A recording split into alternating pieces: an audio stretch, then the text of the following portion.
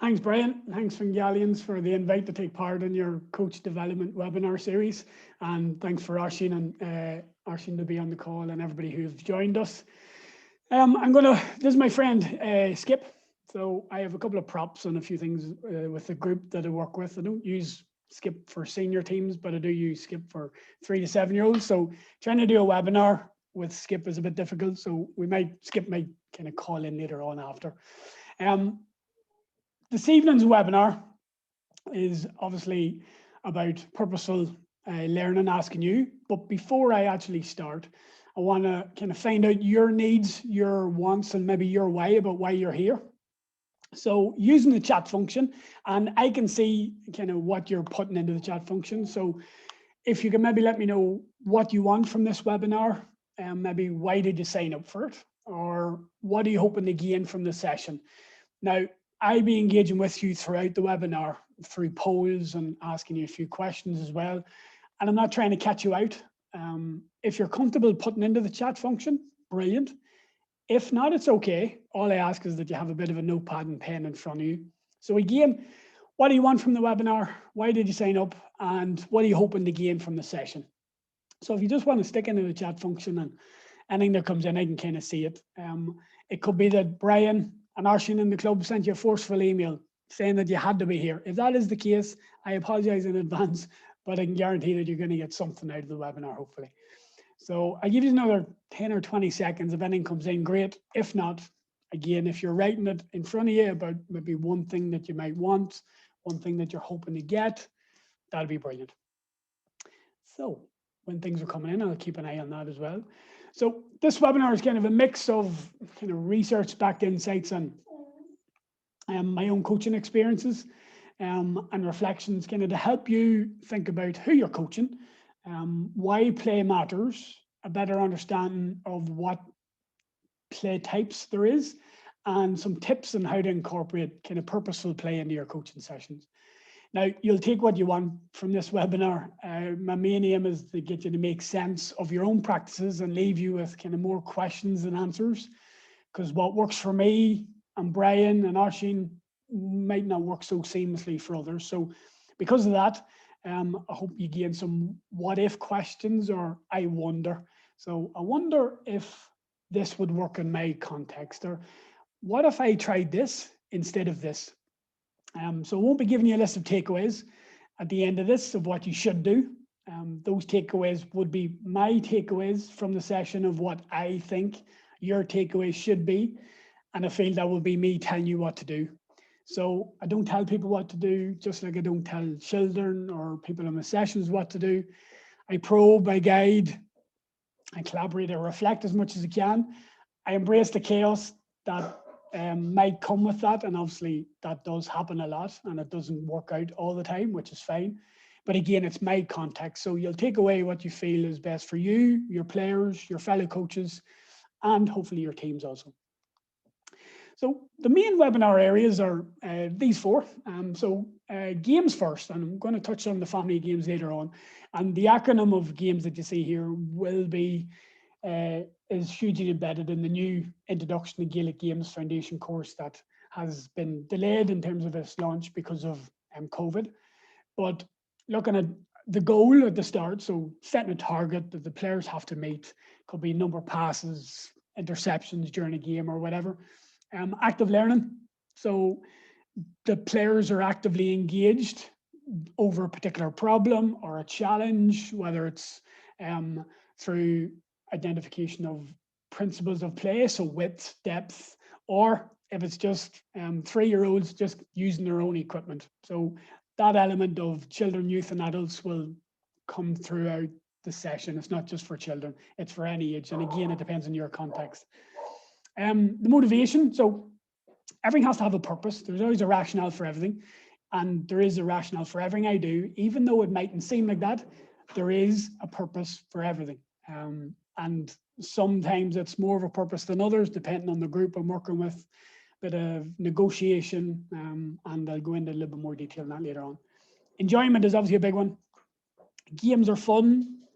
They're enjoyable. They have to be fun. However, it doesn't have to be a positive fun. Learning and being fully engrossed in what you're doing, meeting the needs and wants of the different player groups, but that there's an actual focus on development. And the final one, scores. Scores have to be taken. We're all competitive animals. Even 3-year-olds are competitive, but there has to be a balance, and the balance is the development overtakes everything. So building resilience, if you're trying to beat your score with yourself or trying to beat your partner or a team or an opponent, whatever it is, but scores have to be taken. Purposeful learning, asking you. So I'm doing it through play, but I'm being more purposeful in terms of what I'm going to go through and how I go about things. And again, it's my context, so you'll take what you want from it. And I'm always looking at the needs and wants of the person, and I'll go into a little bit more detail on that later on. But because I don't tell anybody what to do, and I collaborate with them, preparing the person for the path rather than the path for the person. So rather than telling them, and telling them would be putting the path in front of them and then them following that path. But that's my path, and I don't want that. I want their own path, their own mistakes. Maybe they might have to take 4 steps forward to go 1 step back. Patience, not taking patience and taking small steps are a big part of how I coach and stuff. Then all of this incorporates everybody involved in the process. So everybody has a role: the child, the youth, the adult player, family, friends, coaches, the club itself, especially school club links, and the community. So it's not just about your team and your players, it's the whole holistic, the whole overall sense of Fingallians, to play and stay with Fingallians GAA, no matter what they're involved with. If they play, great. If not, then they're getting involved in administration or involved in the club through events or whatever. But again, it's that community element and that community that you're trying to incorporate, which is the bedrock of the GAA. So thinking about my way, and in terms of person-centered, and Brian would have kind of seen parts of this before in terms of my role with Dublin GAA, and I've talked about Netflix a few times in terms of being person-centered. And when I'm coaching, and I only coach 3 to 6-year-olds or adults, so I will do workshops between. So I'll do workshops for under 12s, under 14s, but I won't coach them for a season. And there's 2 main reasons why I work with 3 to 6-year-olds and adults: is enjoyment and crack being the main 2, but the other one being the opportunity to have a go and try new things, and lots of trial and error with children and with adults. And trial and error is probably the easiest way that I can explain play for adults: problem solving, trying to figure something out, having a go at something. That's play in the adult setting of trial and error. So I can try out loads of stuff with children, loads of stuff with adults. I'll do stuff with 3-year-olds that I'll do with an adult team, and vice versa. Just sometimes to see what happens, just for a bit of fun, for me to observe and to see how they react. And I'm not doing that to be difficult. I'm doing that for my own motivation, but I want to see what happens, how they overcome maybe an obstacle or a challenge, and how they overcome a problem. Because then they're going to have to do that in the game. The game is chaos, so I want to try and create a love for the game and a love for what they're doing by fully engrossing them in the coaching sessions. And the best way is obviously Netflix for me. It's the most person-centered platform. Everything related to the persons on the profile. There's a reason why my wife is not allowed in my profile, because her programs are obviously going to affect what I watch and what I look at. So coaching, I feel, is the same. So everything should be relational to the person that I'm coaching. I'm not coaching footballers or hurlers or camogie players. I'm coaching people who just happen to play Gaelic football, hurling and camogie, because it's the person first, always, no matter what. In relation to Sega, I'm a bit of a Sega bunny, Sega Master System, then Mega Drive when I was younger, and Aishin, I know Aishin's a software developer, so this game design and kind of software design would kind of relate to some of his work as well. And Sega in terms of game design and challenge and levels, but collaboration, playing against the computer or playing against your partner or playing with the computer or with your partner or with the coach. I'll touch on a little bit more of that later on in relation to the family games. So just in terms of play, and again, very broad, I am researching play, but I don't want to go too much into my research on the research. I want to stick to coaching, but in terms of play, it's very difficult to define. And you can read the quote at your own leisure in terms of Levi Gotsky, and in play a child, but I would say in play, everyone is always above his or her average age. But Dr. Stuart Brown, who wrote a book called Play, how it shapes the brain and opens imagination and invigorates the soul, says in the book, and it really resonates with me, is that it's difficult to define play, obviously, as I said, but because play is a thing of beauty, and that defining play is like explaining a joke, analysing it takes the joy out of it. So play for me is about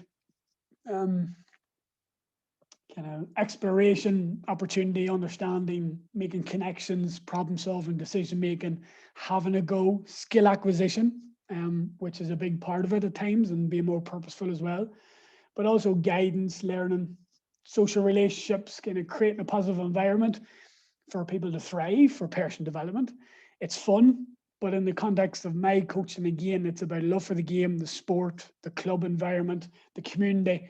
And I know that if you reflect on your own coaching practices, you're all doing the same. And I'm going to go on a task later on that you'll see on that. So it'll be interesting to see what you come up with. So first poll, and Paul's going to launch the polls. So there's 3 polls I'm going to do now, just again, engage with you. Now, all the polls that I'm going to engage with, they're all anonymous. So nobody, not even myself, Paul, Brian, or Oisin, will know who voted for what. And all I get is a percentage, and it's just to gauge where you are and where, when I reflect back on this webinar this evening and after it and tomorrow, it'll give me an idea of, okay, I pitched that quite well, or I'll change this. And that's going to help me in my research as well, in terms of adapting what I'm doing, being flexible in my approach. So, because it's anonymous, be honest. So again, it's just to give me a flavor of in relation to where you are. So if you're on a mobile phone or a tablet, you might have to go into the chat function to access the poll. So Paul, you want to launch the first one? And the first one is, what age group do you coach? So this is great because we're on Zoom, because I can actually vote, so which is brilliant. No, I can't. I can just see it. So hosts and panelists cannot vote, and that's fine. I'm not too worried about that, Paul. Leave it up because I can see it. So what age groups are you coaching? There's multiple choice. For me, it will be under 4 to under 7 and adults. But again, fastest finger first, stick your answer in, hit submit. I'll give another few seconds for that, Paul, and then you can launch the second one. So again, it's anonymous. We're not going to find out, all the skeletons in your closet. Please vote and take part. So poll 2, Paul. So how many player types are there? So this here is 8, 16, or 24.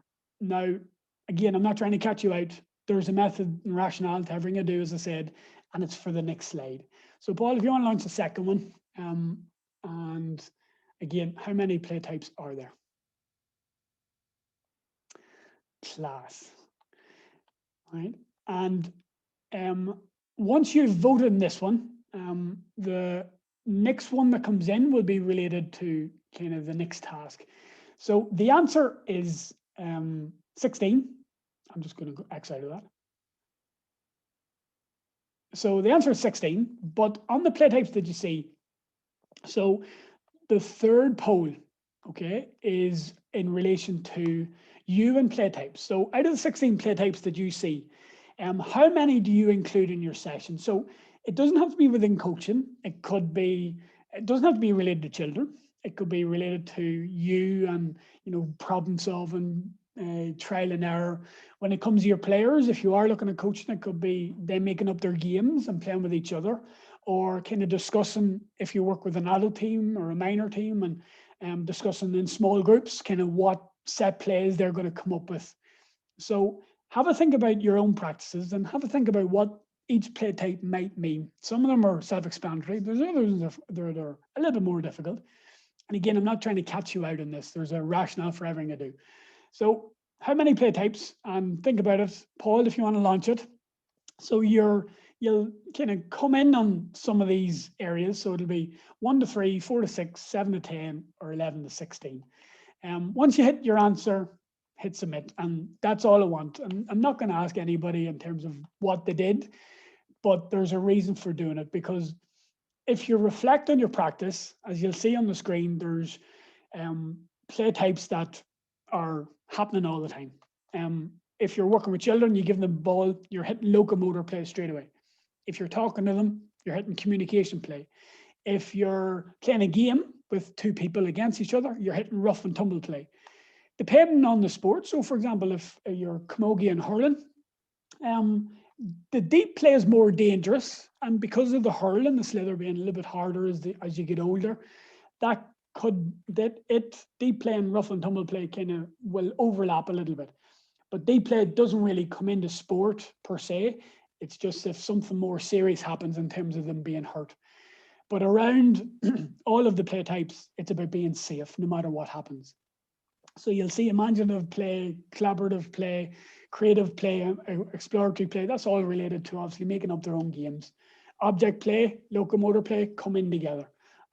So you'll see there that I can guarantee you that depending on the age group, and me and Brian we've talked about this before, and some of the age groups that I have had in schools previously, and some of the age groups that some of the people that you will have, you might have to be more purposeful. Some of the results have come up, and 17% have put in 1 to 3 play types. And if that was me, I would be thinking that maybe that group are a little bit more challenging, so they need more structure and more purpose, because if you let them go at it and have free rein, they will just climb the walls, hurt each other, just mess about, and it wouldn't be conducive to a good session. But then the more you get to know your players, the more you get to know the people that you're coaching, you can give them more leeway and you can collaborate with them a little bit more. So then more play types and more decision making and more making up your own games can help. And that's what I'll be talking about later on. So thanks for everybody that was voting, and we'll discuss that maybe a little bit more later on, because normally questions come in from that.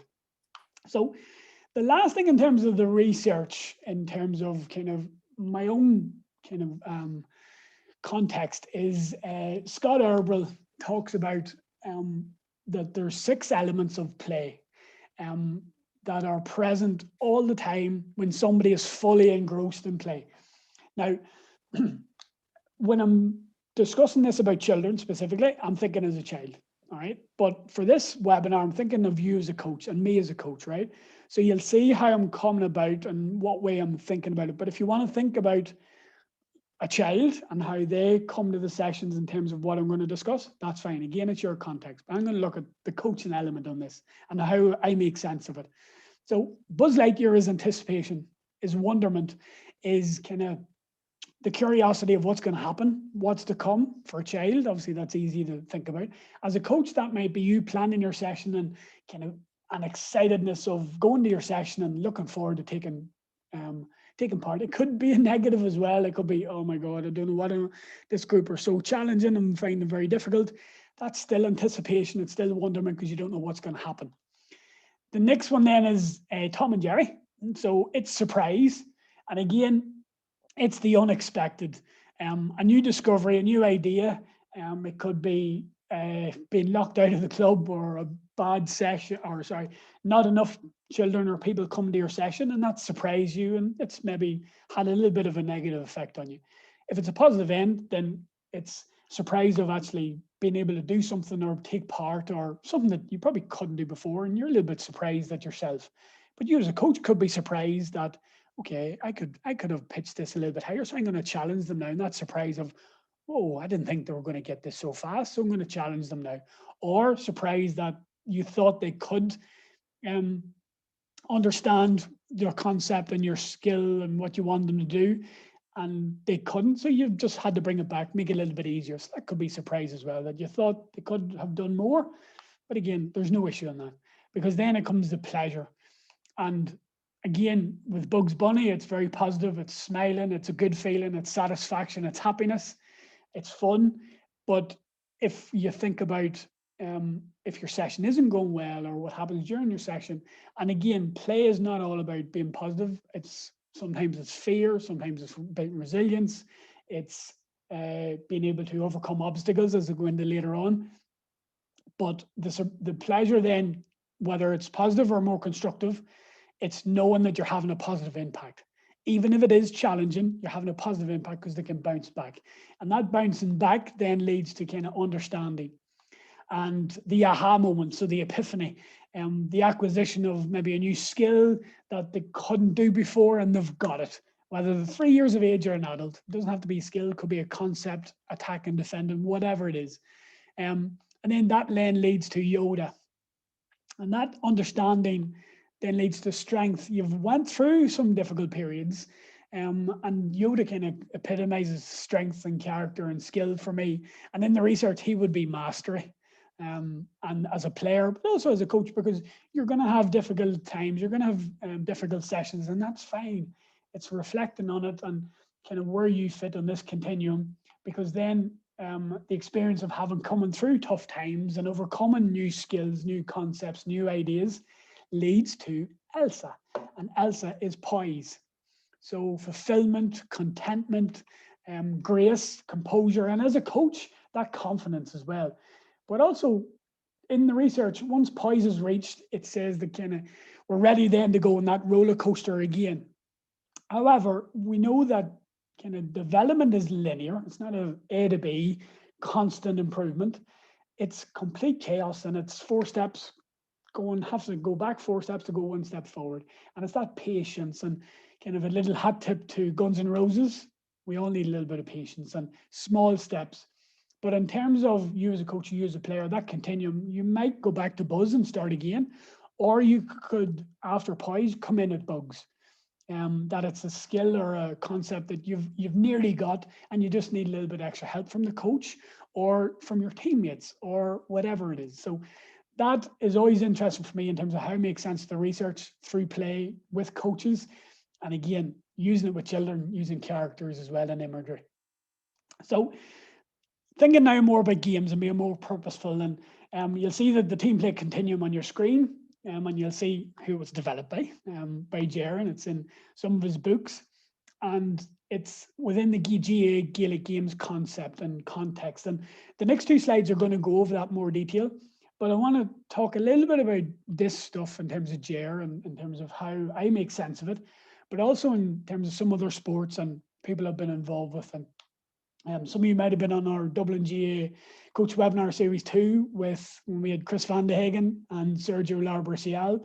Sergio was my supervisor, and obviously he's the main player behind I Coach Kids, along with a few other people, and Chris is involved in it also. But in terms of this that you see on screen, as well as the research and the webinar, and the subject of it was about a vision for youth development. And Chris talked about one plan, one vision, one mission for Belgian youth football, and they had a plan, and the difficulties of that plan as well, that it wasn't all positive. There was a lot of pushback, and how that plan was implemented. And it was all about, from the very youngest up to Kevin De Bruyne and Romelu Lukaku, is that the plan can be tweaked and it's a guide, but it doesn't really change that much in terms of the overall overarching theme. The only thing that changes is the size of the jersey. And this is very much resonates with me in terms of Jer stuff here, the Go Games program, and how in best practice it should be done. And small-sided games, 1v1 at under 6, playing with their own ball, me and my ball, all of that stuff comes in, being competitive, and you can do that at under 6.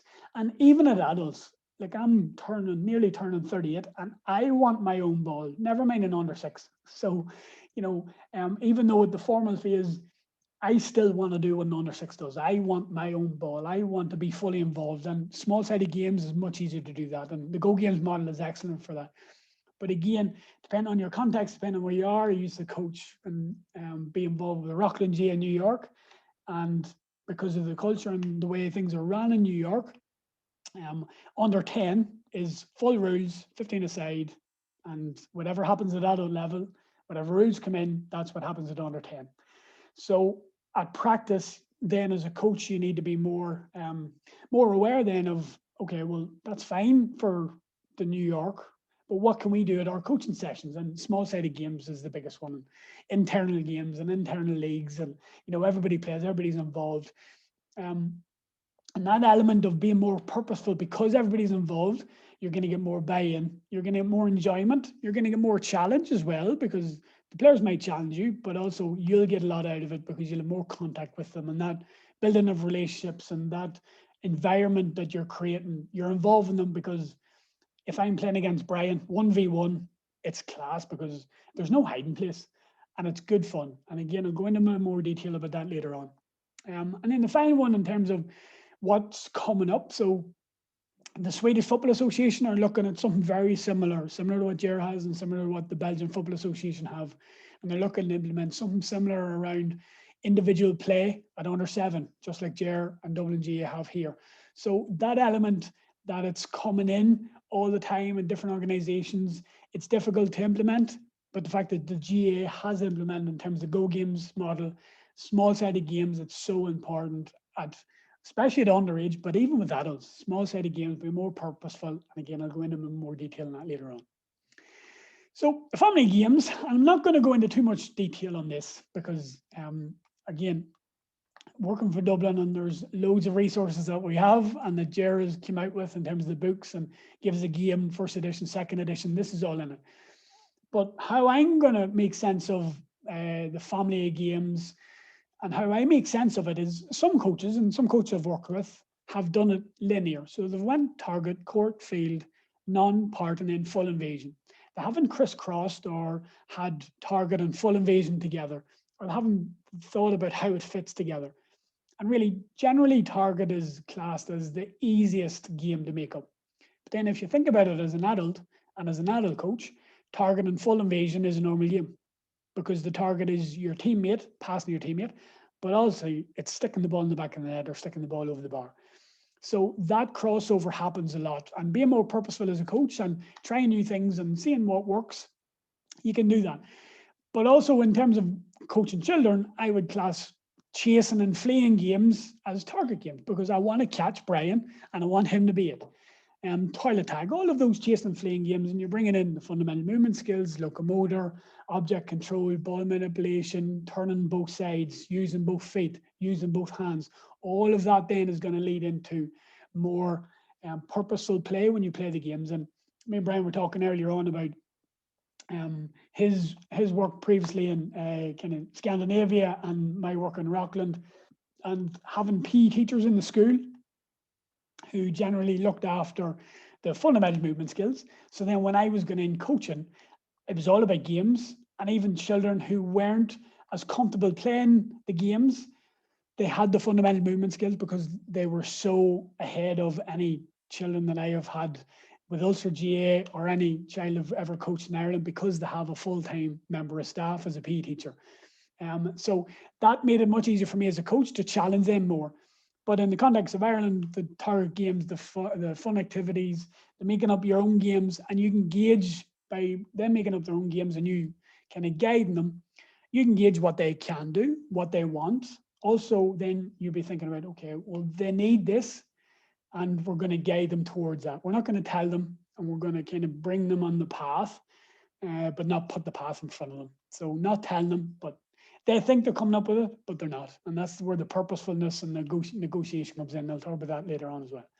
So what you see on screen looks a little complicated. And it was a lot more complicated kind of when I first got it. And I'm using it a little bit from my research. And it's been amended from Terence McWilliams. And I get a lot of Terence. Terence is one of my mentors. He's a friend. He's a former line manager, and I have a lot of critical friends and mentors that I'll touch base with, and I'll kind of get them to challenge me. But this is one of them, and I've adapted this a little bit.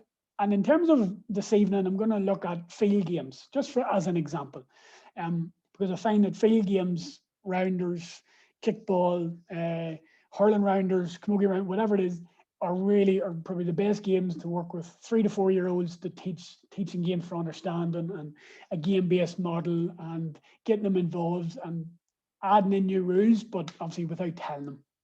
So going to give me and Paul are playing against Brian and Oisín. And again, it's a field game. Now, I haven't specifically looked at one of the handling, kicking or striking or skill elements in this, because you can do that as a coach. So you might want to be thinking about, okay, we're working with 4 and 5 year olds. We're not worried about kicking out of their hands. They're going to start ground kicking. So self-serving, sticking the ball in the cone. And then after that, you might want to get them to bounce and kick it. and then kick it out of their hands. And then maybe Paul will serve or Arshin will serve to me and then I'll kick it. And then, we can do that over 10 weeks. I've done rounders over 10 weeks and it's class with adults and 4-year-olds. And again, if you're looking at it through hurling or camogie, obviously open hand first. So self-serve on a tee, hitting it off a tee, hitting it from off the ground, throwing it and hitting it with your hand. And then maybe Brian serving it to me and me whacking it with my hand. And then maybe bringing in an instrument. However, what I would do, because of choice, I'll leave down a small rounder's bat, a small hurl, and a small tennis racket. And I'll leave it just behind them. They have a choice. They can use their hand or any of the implements behind them. And again, that's up to them. Doesn't matter, whatever's best for them. And they'll choose something that they're able to do. Adults and 4-year-olds will do that as well. So again, you're guiding them, but you're being purposeful in what you're doing. You're not telling them, but you're hoping that they'll challenge themselves maybe the next time. If they've used their hand, maybe they might use the racket because it's a bigger head. So again, there's lots of freedom in that. I might be using the medium ball, softball, it doesn't matter. Again, depending on what equipment, what context you're working in. But because of the rounders, initially 2v2, me and Paul against Brian Nash, I'm looking at space. And it's one game of 6.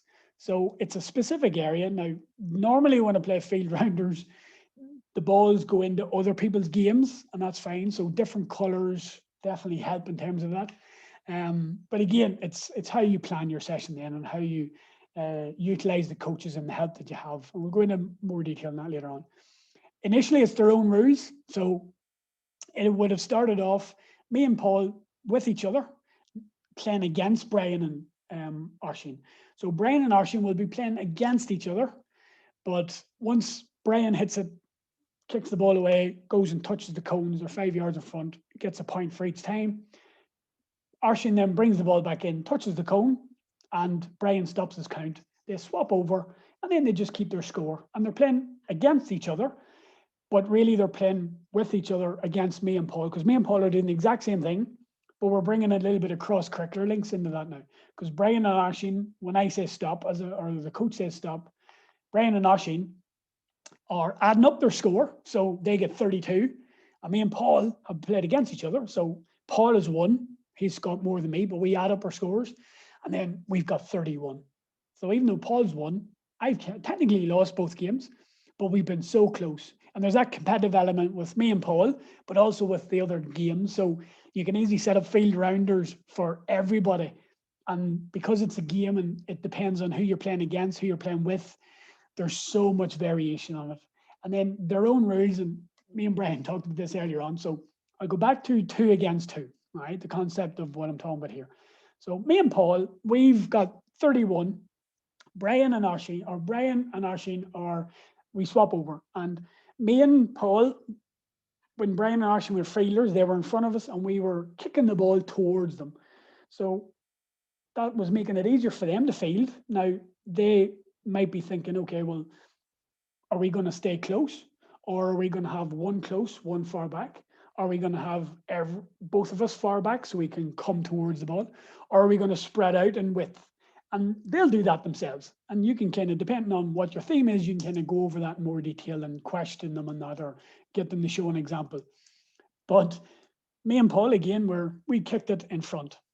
However, Brian and Arshin, on their way in, they're thinking to each other, the coach didn't say we couldn't kick the ball behind us. So let's see what happens. So then Brian has the ball. He's looking at me and Paul, and me and Paul are thinking he's literally going to kick it in front, but he doesn't. Brian turns back and kicks it way behind, and then he goes and touches the cones. And by the time me or Paul get the ball, he's probably got 15 points.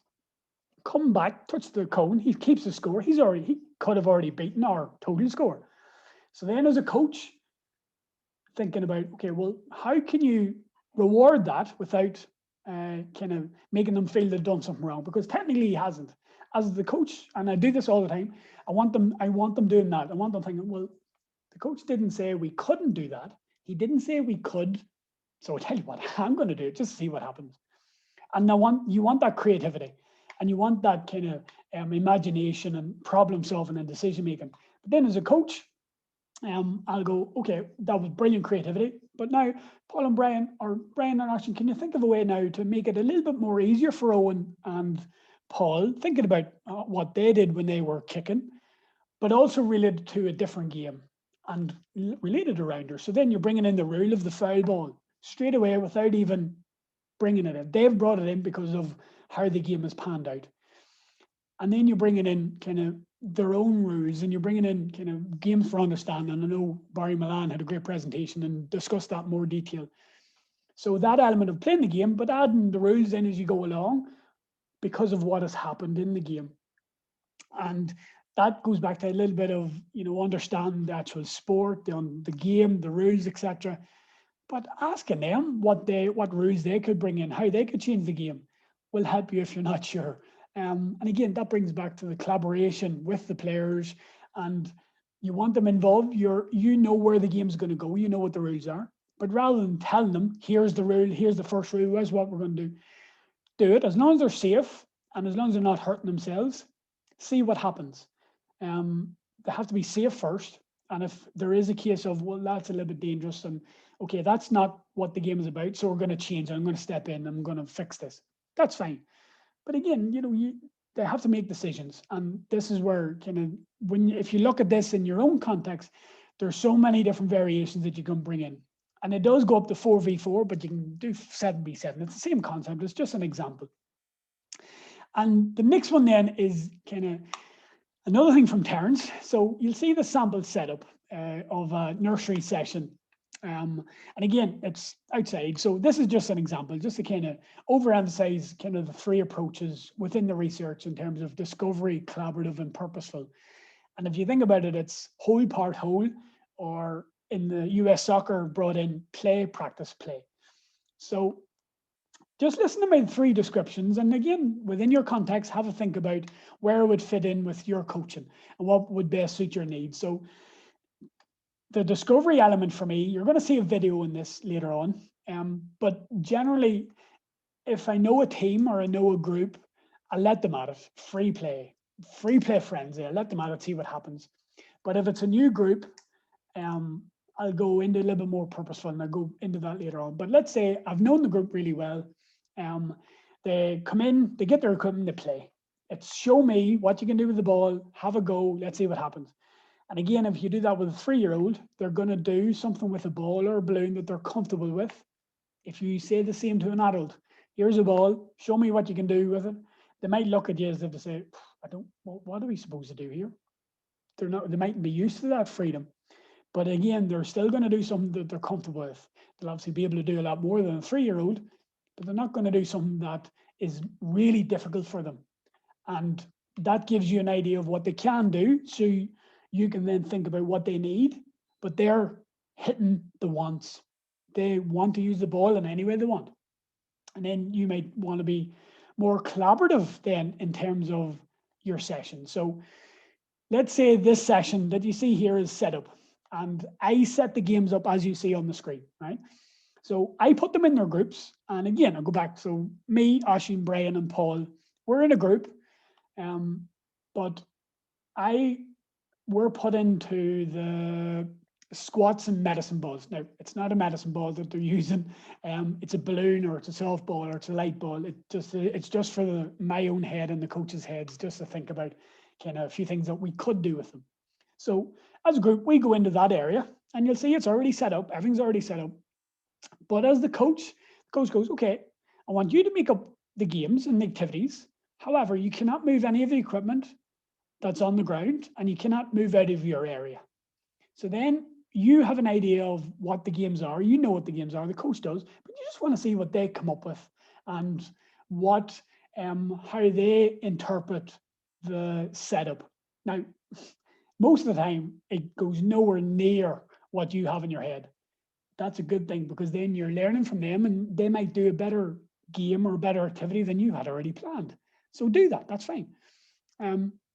But then if your group is a little bit more challenging, let's say, apologies, a little bit more challenging, their behavior is makes things a little bit more difficult for you as a coach in terms of giving them autonomy, and because if you give them a little bit of rope, then they'll run with it and they'll climb the walls and they'll cause havoc. So by being more purposeful then, by setting the games up, and again, telling them exactly what game they're doing, but I'll be a little bit more purposeful in terms of what I want from them. So again, I'll bring everybody around and explain the game, show a little demo for the hardest games, and we've done that. So there's 8, 9, 10, 11 games there, all right? And then we go back to the first one, which is 4v4 endurance runs. And we all go back to the start, and I go, oh, as a coach, what are we doing here? I can't remember. I can't remember. And I'm the coach saying that. So then what you're going to get hands up. And Brian Jordan is going to go, oh, this is it runs, we're in small teams and we have to play against the other team, we have to race against them. Bang, Brian is captain of that group. And then I'll put a few people with it. And I pick the teams because Aisling and Paul cannot go in the same group, because Aisling and Paul will mess about. They'll just cause havoc. So Aisling and Paul are separated one end of the hall to the other. Yet Aisling and Paul are like magnets, and Aisling and Paul come together, and then that'll upset some of the games. But again, as a head coach, I'm the floater. I'm aware of some of the behavior. I'm aware of kind of getting help from the parents, and this is where you see later on that the parents have to stay. But by being more purposeful, you're still giving them a little bit of freedom and choice, because it's then up to them to help each other out. And how you group the children or the players, no matter what age they are, is going to help with that. So knowing your group, knowing the people in front of you is huge. And you'll see a couple of videos on that later on.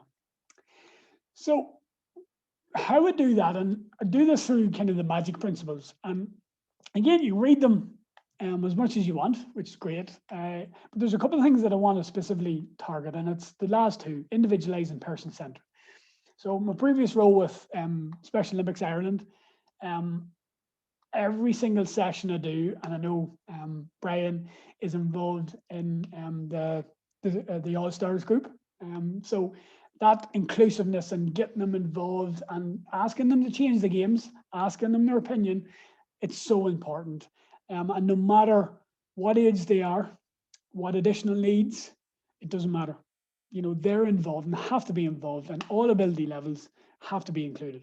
And there's different ways of doing that. And some of the stuff I would have done with Special Olympics in and with Rockland, and as well as my role with also GAA, and I know that Brian and the GPOs do a lot of this as well, as they give the children and the players different roles. So you have two teams playing, you have three teams, but you have two teams playing, and it's rotated around. So you have 2 games in a row straight away, but you're always going to be off for a little rest.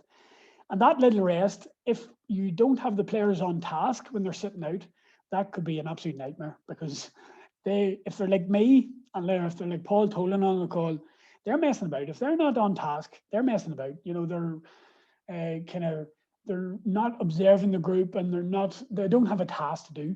So that group that's sitting out, as a coach, I would always ask them, well, can you watch this game? Just watch the game, watch one person, watch your friend, and think about what they could do, what they're doing really well. That's them observing. Now, 4-year-olds will do that. I'll do that with 4-year-olds and adults. Now, the 4-year-olds, they might be watching their friend, but the fact that they're just watching the game is enough to keep them quiet, is enough crowd management, behavior management, and there's the hostage negotiation that I talk about sometimes, and some that Professor Richard Cheatham brought in a hostage negotiator for his university students. And it's the same in coaching, that give or take, you as a coach know what you're going to do. The players think that it's this, but you know it's really this, and you want something else, but they think they're getting something else. So you're getting what you want out of it, they're getting what they want out of it, but they think they're running the session, when really it's you're running the session. You're the negotiator. And those different roles, whether it's as a coach or whether it's as a referee, it's so important that they understand those roles, what it's like to be a mini coach, what it's like to be a mini referee, and it can be done so simply. Groups of 3, me and Brian, playing against each other, a little bit of handball, 1v1, just hitting along the ground, keeping the ball moving, counting our score. And Aisling is watching us as a mini coach, one thing we're doing well. But then when we get competitive, we'll go 1st to 2. Whoever gets 1st to 2 stays on. If you win by 2 points, so if Brian beats me 2-0, Aisling comes in then, and I'm the mini referee.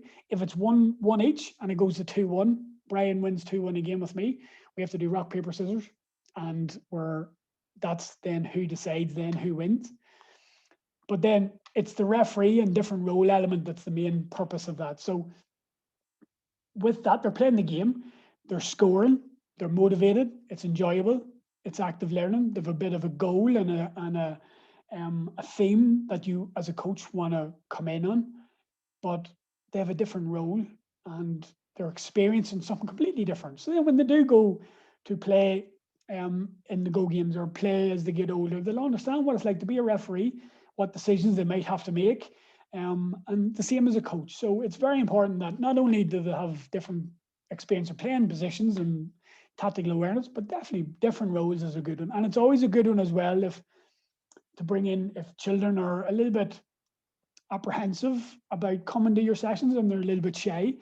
Remember one in particular was in the control school in my hometown, Blessinskey, the Moat, and it would be the class as the Protestant school. And because of our role with Ulster GAA, we would link in with the maintained Catholic schools and obviously the controlled Protestant schools. But one little fella in particular, 6 weeks, sat out, got changed for PE, in his shorts, in his t-shirt, sat out all the time. And every single session I'd go over, they'd be playing the games and their activities, and all I'd do is go over, just keep an eye on your friends, or do you want to take part today? Who do you want to join? And nope, just completely refused for about 6 weeks. And then all of a sudden it clicked and he just started to play. But I didn't force him. I knew he'd come in at some stage because he could see the fun and the enjoyment and how I was interacting with him. He was just probably unsure of me. And in fairness, I wouldn't blame him in that sense, because it was the first time I had his group. So he was kind of sussing me out a little bit, and I was sussing the group out. And in terms of this video, this is where sussing your group out is so important. So the context of this video is, it was after about 6 or 8 weeks. And now I would be comfortable doing this in the first week because of all the help that I get and because of all the planning that we would have done previous. So while you're watching the video, have a think, obviously, of what the main theme of the session might be. It is complete organized chaos, right? But I want you to pay particular attention to the adults. So the coaches, obviously, you can see the coaches there and the young coaches in the middle, the girls, and the parents on the outside. You'll notice how many parents there is and how many children and the different ages of the children and what they're doing. But the parents, they had to stay, and that we had put that in writing, and we had engaged with them over a couple of weeks, right? And because they knew they had to stay, they didn't have to get involved in coaching. As long as they were staying, that was the main thing we wanted. And then I would go over and I'd introduce myself, and it got me a chance to meet them and meet the parents and stuff. And I know that Brian does that as well. But to get them involved, and again, going back to the club, the community, their social relationships, and not only the children were kind of the guinea pigs in this sense. They had to talk to somebody that they didn't know, meet a new friend, talk to a new parent, and you can see that that's happening. But this session, I didn't know how many were coming. I knew there was going to be a lot, so I needed their help. And whether it was with their own child or whether it was with a different group, that was fine. And you can see how much help I have there. And that is so important. The parents getting people involved, asking. You don't ask, you don't get. And if they say no, ask the question in a different way. Get them to do something else. If they say no a second time, ask a third time. If they say no a third time, don't bother asking again, because they probably won't do it. But 7 or 8 times out of 10, the first time you ask them, they'll go, oh yeah, that's fine. Now, they might be a little bit self-conscious about coaching, but again, that's where you'll put them with a more experienced coach. And you'll do it in a sense of, oh my God, Oisín, like Brian is doing a really hard game over here and his group is difficult. Well, you just go over and give him a little hand. You don't have to coach, you just be the bouncer, just do a little bit of crowd control. And then he'll go over there and he'll just, or he'll be kind of on the outside and watching and observing and kind of just being a second adult and give him Brian a hand. However, you'll go somewhere else as a coach, as a head coach, and then you'll turn around and that parent who you thought had no confidence is in the game, and because of that freedom, they're asking the children what they're doing, or they're helping them, or they're being more purposeful and maybe showing them something that was a little bit difficult, and just helping them along on that journey and being more purposeful, but they still have that choice. And again, this goes back to children, youth, adults, and players, no matter what age, parents and coaches. Nothing about us without us. And without the parents and without extra help as a coach, you're in trouble. You can't do everything yourself. So engage the parents, engage coaches as much as you can. And I know Brian does that a lot. And I know Fingallians are doing that a lot because of the webinar series that you're doing. So keep doing that. That community, that club, that is so important, and harness that. The children technically are the guinea pigs in all this. So just before I finish off, a couple more slides. And right now, kind of all of you and all of us are Rapunzel. So we're all coaches and we're outside our comfort zone a lot of the time, depending on what group we're with. However, we are future makers, and I would ask you to be more Promethean. Prometheus was a demigod, and it was a demigod that was kind of banished because, I want for a better word, he was boldly original and creative, and he was banished because of that. So as a coach, if you want to be Merlin, have a go at something, be creative, ask questions. If you're not confident in that, then ask the children, make up their own games. Or, well, okay, I want you to make up your own games, but as long as you're using your hands, I don't care what you do. And that could be for camogie or hurling or football, it doesn't matter. And as a coach, kind of taking a chance, and again, outside your comfort zone, but never forget that stay positive no matter what happens. And again, you're going to make mistakes. Things are going to happen. You're going to maybe have a few people pushing against you because of this, because of the freedoms that you're given. But depending on your context, depending on your group, it's so important that you engage the players, engage the children, engage your fellow coaches, and take them along on the journey with you. Few resources. Again, you'll be very aware with our resources section on the website. The 3 books, 3 of the many books that GAA and Dublin GAA have. And again, they're such brilliant resources in terms of games and helping coaches in terms of their own understanding of games and how to pitch the games, as well as the Gaelic Star program that I was involved with of Ulster GAA. Special Olympics have loads of stuff in terms of inclusivity. Connected Coaches is great for blogs. It's a UK sport, and it's loads of blogs of coaches and little tips and tricks about how to be more purposeful. And again, also GAA, but obviously a shameless plug for iCoach Kids, iCoach Kids World, YouTube channel, the free MOOCs, the free courses, and of course the podcast if you're that way inclined. I'm not forcing you.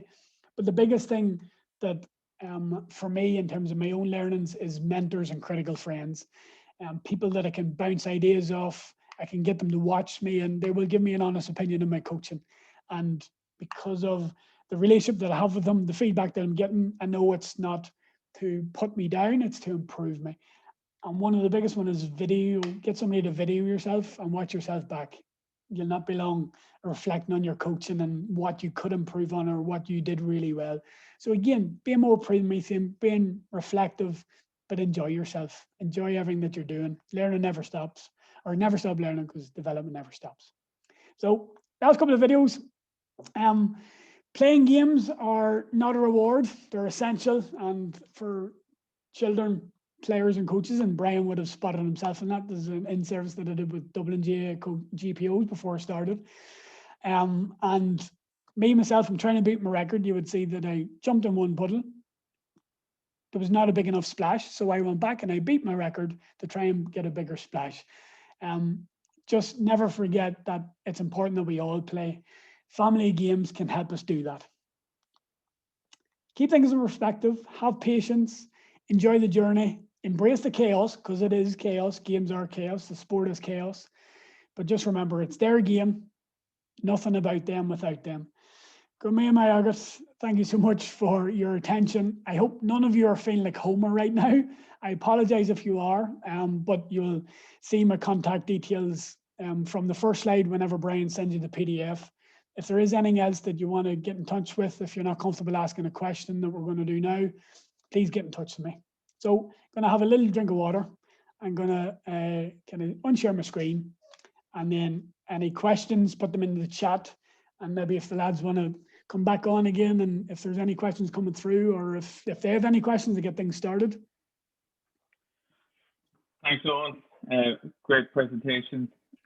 Yeah, the one thing I know you've already touched on it already, given children or whatever adults, let's say children, when you give them that much freedom or whatever, and you do have maybe a child who's going to test the boundaries, I mean, how quick do you step in your experience or whatever?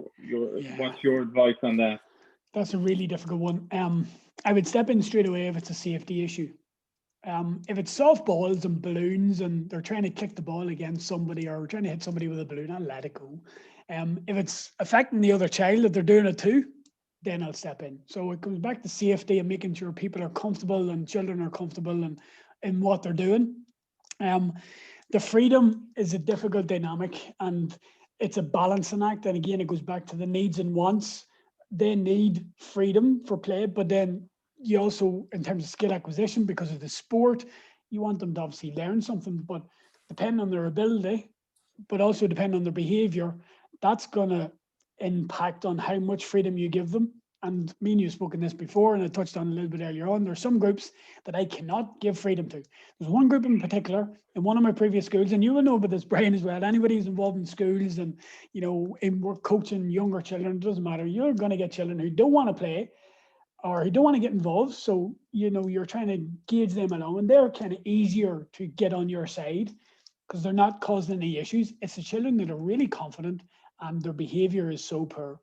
So you can't give them any leeway at all. And there's one group in particular in St Mary's Mully Massacre, and I've talked about this before, and St Mary's Mully Massacre know about this, and the principal, the previous principal of that school is somebody I know really well. But in one particular class, there was 24 boys and 5 girls. And all of the boys, every single one of them, were going to the club for their nursery program, and so were the girls. And I felt so sorry for the girls because the girls were so good. There wasn't enough girls to make the girls kind of mini coaches and captains to keep the boys in line more than anything else. So it was absolute chaos all of the time. And I knew I had them every once a week, and sometimes they took up the day beforehand. What am I going to do with them? I need to keep them on task, but they're going to run riot. I knew they were going to run riot at some stage, but that was such a difficult dynamic for me, and I couldn't give them much freedom. I would give them some freedom, but again, it was more purposeful, and I was kind of giving them more, but I was still giving them a little bit of freedom that they could make up their own rules or they can make up their own points. But the game was my game, but they had a little bit of freedom in terms of how they might change the game. But again, it came back to safety, and we were very lucky that that group, it was in a big hall. There was no radiators, no benches around, and there was a few accidents, as there always is, and as there always is in some of my sessions. But again, that element of safety is the most important one. Step in straight away if it's a safety issue. If not, you know, maybe let it go to see what happens. But, you know, I wouldn't, and this is the difficulty with some coaches in terms of how I coach, and some parents who've asked me those questions is, okay, well, they've done something wrong, so why don't you bring them up on it? And I said, well, I do bring them up on it, but it's me and them. So if you did something wrong, Brian, I wouldn't say stop and Brian, what are you doing that for? No, I would bring you across, and me and you'd have a little chat, and everybody else will be thinking that, you know, you're out helping me.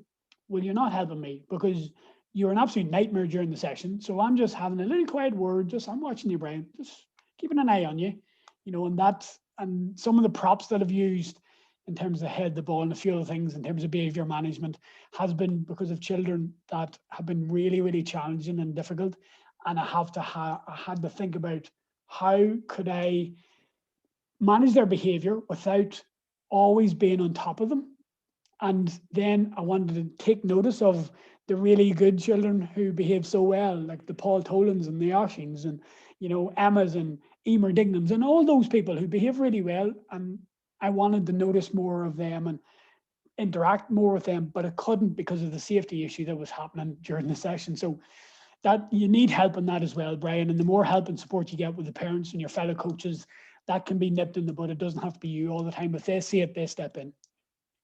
luckily enough, all the children in swords are the best behaved, so No it's not doubt. really an issue No here. doubt. Oisin, did you have something there? Yeah, so I was something I always wonder about, and I always find difficult as well. Where do you start?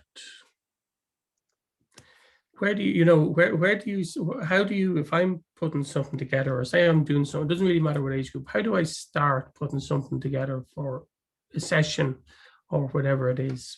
What's the first do? I have a piece of paper. What do you do? What's the starting point? So when I started out coaching, and again, because of where I am now, I've so much stuff in my head. But when I started out coaching and all of the help that we would have got from Ulster GAA and the in-service that we got from Ulster GAA, I would think back to me as a player and what I enjoyed. And I thought, okay, well, I'll try that with the group. If it worked, great. If it didn't work, I would be really hard on myself. And that I would find that very difficult. And as a coach, it's so important not to do that. If you plan your session and you have a brilliant session plan, but if you go through every single step of that session plan, I don't think you're coaching. I think you're babysitting and you're telling. In your plan, things are going to go awry. Behavior of the children, the equipment, how you interact with the children. You're never going to go through your plan, but the plan is important just to keep things in perspective for you. I have loads of resources, and if anybody wants to get in touch with me in terms of everything, in terms of different plans, the Gaelic Start program has plans set out. Jer's books and some of the resources have plans set out, session plans as well. Pen and paper for me works really well, but that's because I enjoy writing and making notes. I won't really do anything on the computer, but I will have an overall theme in my head for 6 weeks about where I would like the children to be after 6 weeks. Now, 7, 8 times out of 10, that doesn't work and that doesn't happen. But it just gives me a plan of, okay, well, I'm not planning session to session. I have an idea in my head. And if we get through all of those ideas, great. But it's not me telling them what to do. And if you are telling them what to do, and a coach comes to me and saying, listen, I have to tell them what to do, I'll say, well, is it because of their behavior? And if they say yes, then I'll say, that's fair enough, because it has to come down to safety. But in terms of where you start, again, talking to friends, anything that maybe works for you, Oisin, Brian might find it really interesting, or what works for me, Paul might find it really interesting. Chatting to other coaches, but again, having a look at the resource, and again, there's so much stuff out there, and I have so much stuff. So whenever you do get the PDF, and whenever you do get my contact details, send me a message over Twitter, send me a message over my Gmail account, and I'll send you all the stuff. Yeah, that's good. Thanks for that. Just that you mentioned there about kind of, do you aim for like a 5 or 6 week period and say, whatever it is, that's at the end of 6 weeks, they're 12-year-old, I'd like them to be able to do these 2 new things or this, and work from that. Is that it? That's there's a couple of different ones. So as my previous role with Rockland, I know with Brian's role, there's kind of development plan guides of what each person should be able to do when they move up from under 6 to under 8s, etc. But it's a guide.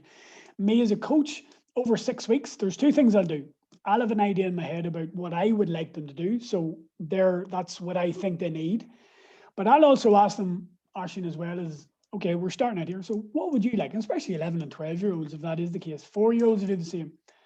Okay, what would you like to do? Or what would you like to be able to do during the sessions?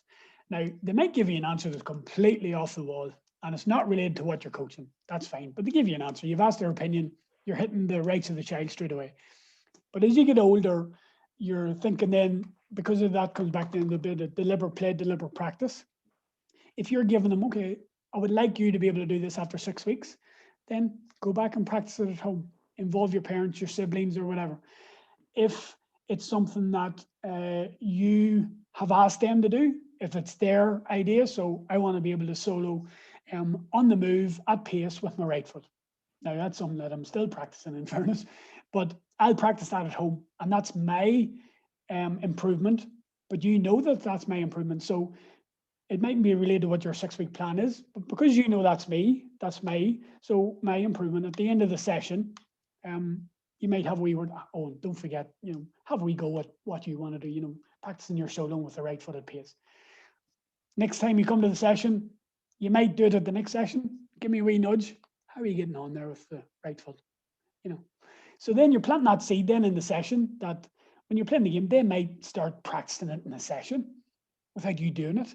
And again, you're giving them that freedom, but you're also negotiating with them, that that's their need. They need to do that, but you're doing it that it's they think it's their idea when it is, but it's more beneficial for them, the game, and ultimately your team as well. On a couple of questions come in here. Is it good for coaches to self-evaluate after their session? I'm not going to ask another question on top of that. I would ask how soon after the session. So for me, again, this webinar, I'll have to really watch it back and I'll have a good think about it at the weekend. So it'll give me time to digest things about where I thought it went well or what I could do better and how I could adapt things. Same as my sessions. I'm always very conscious of if it's your coach and your team is just lost, kind of going into why that happened is not a good idea because emotions are very high, and it's the same as a coach. If you think you had a really good session, okay, well, reflect on it straight away, but also think about the next day about, okay, well, what could I do better? And it's not what you did bad, it's what you could do better because you want to improve. I definitely do think that that's a really good one for coaches to think about. It doesn't have to be in too much detail, 1 or 2 points. What did you really enjoy? And you're reflecting on your actions then. Another one as well is there's research kind of coming out in terms of Dr. Amy Whitehead, and she talks about reflecting in action. So this comes back to kind of videoing, getting somebody a video review section. So in that research, she has the coach hooked up with a microphone, and the coach is kind of talking to themselves about how the session is going. It's a really interesting bit of research, but it's them reflecting on their coaching practices out loud. And as coaches, we do that during the session also. We're reflecting in the session about how it's going, how we think it's going. That's you reflecting on it all the time. So having your plan, having a plan B, being maybe aware of, okay, well, what question might I ask the next time, or what questions might I have in the back pocket to ask the players, or what might they want to ask me? But coming back to, it's always good for you to reflect, but get somebody else to reflect on it and get their opinions. And again, people that you trust are very important in that, because you don't want somebody who doesn't like you watching your session giving you feedback, because that's not going to benefit anybody.